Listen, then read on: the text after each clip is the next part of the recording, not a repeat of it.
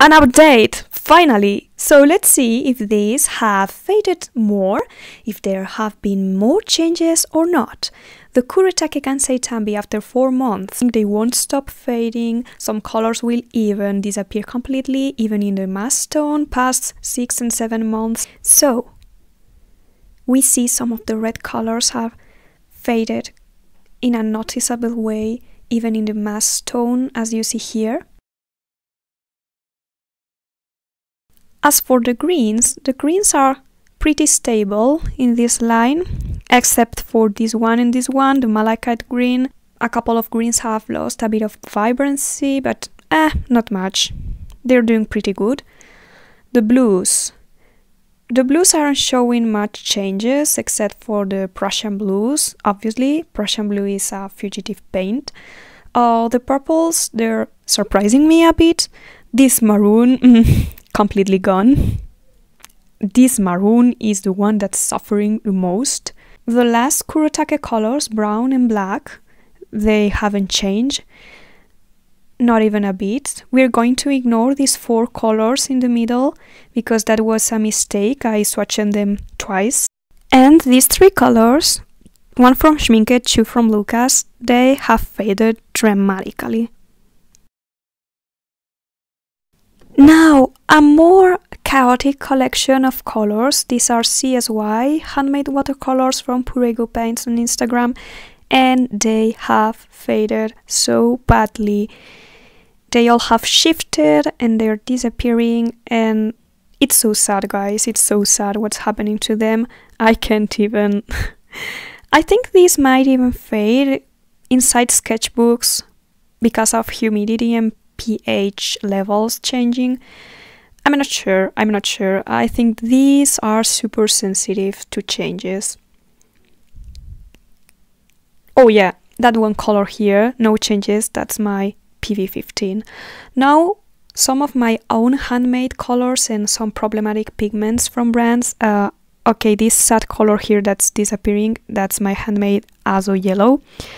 That's a pigment you should avoid unless you don't mind using fugitive colors for scanned artworks or stuff like that. Now this is the funny part for me. You see, as I'm pointing to Moonglow, there's an arrow here showing you how this benzimidazole orange hasn't changed, and I'm a bit confused because this orange is supposed to be one of the most fugitive pigments. Paul Rubens, spoiler alert, none of the Paul Rubens have changed. The only swatch here that has suffered a shift is Mayan Blue. It's a color that's hard to see on camera, the change, but it reminds me a bit of Prussian Blue fading. It's actually weird how the camera can pick up the change on the mass tone but not the change on the diluted swatch.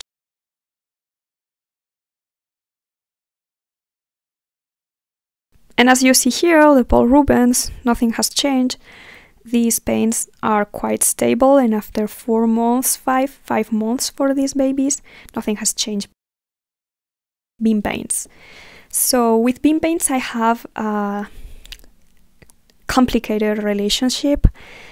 Yes, I love the paints. No, I don't like the company lying to us and claiming their paints are Lightfast, because so many paints on their line fade after even 2 or 3 months of sun exposure, like Summer Sun Red and any convenience colors made with Summer Sun Red. A Fall Poplar Yellow, as you see, like Fall Poplar Yellow is gone, and they say the Lightfastness is excellent, and that has me pissed. No more beam paints.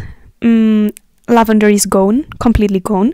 Mayan Indigo gone, and Spring Green, the yellow is fading, so it's turning into a bluish green. Rosa Gallery, not a single Rosa Gallery color has changed nor shifted. They're all stable, the ones I have. Mind you, I only have 9 colors from them, and they're all stable, nothing has changed. They look completely the same in the exposed piece of paper and the one that I keep on a drawer.